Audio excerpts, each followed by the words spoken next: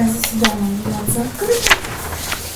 Так, в зале присутствуют представители средств массовой информации. Решается вопрос о произведении видеозаписи обвинения. Ну, смотри, не сюда этот вопрос ставлю. Защита. Сейчас мы предварительно слушали рассказывали, современные придерживаются. Просим только проводить аудиозапись на производство видеозаписи. Не согласны.